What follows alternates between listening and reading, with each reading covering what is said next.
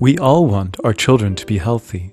This includes the development of their immune system, which fever can assist. We pediatricians want to help you deal with fever calmly and safely, and spare your child unnecessary medication and emergency visits. Fever is a healthy reaction to stress or pathogens. Viruses and bacteria are less able to multiply during fever. However, there are situations in connection with fever where, to be safe, you should consult a doctor. All children under the age of 3 months should see a doctor on their first day of fever.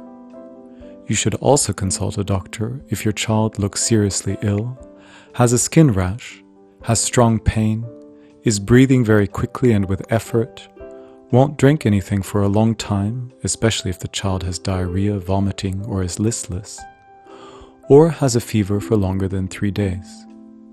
Many parents are afraid of febrile convulsions.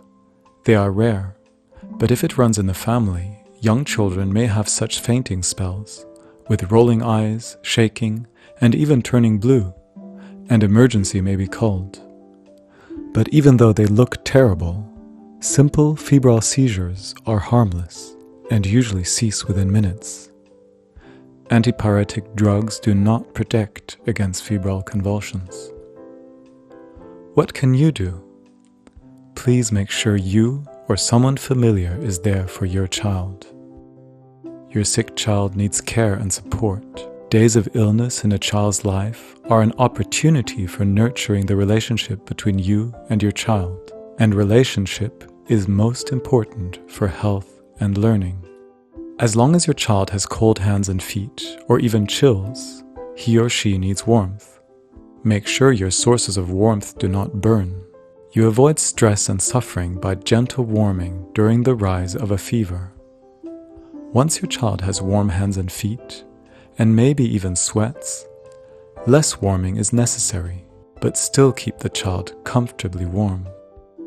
If your child is asleep, let it sleep. You don't need to wake your child to measure the temperature. In case of severe discomfort, body temperature compresses can help. Do not apply cold. Offer enough to drink in sips. Eating is less important. Antibiotics do not work against viruses and are not always needed against bacterial infections. Antipyretic drugs, such as ibuprofen and paracetamol, also known as acetaminophen, are not necessary, even in cases of high fever. Since they interfere with the course of the disease and an overdose is dangerous, they should only be administered when advised by a doctor, for example, in cases of pain or to save a night's sleep. Inform your school or kindergarten. Children should only return there when they have been looking and feeling really well again for at least 1 fever-free day without medication. In summary, fever is an important ability in dealing with infections.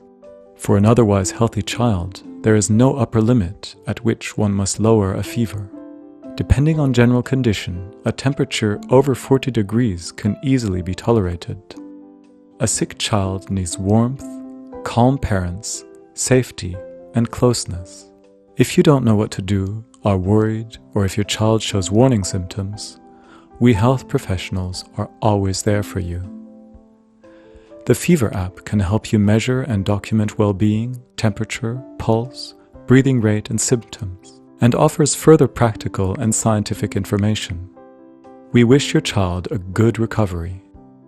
This video was developed on the basis of scientific information together with parents, educators, nurses, doctors, psychologists, and the German Professional Association of Pediatricians.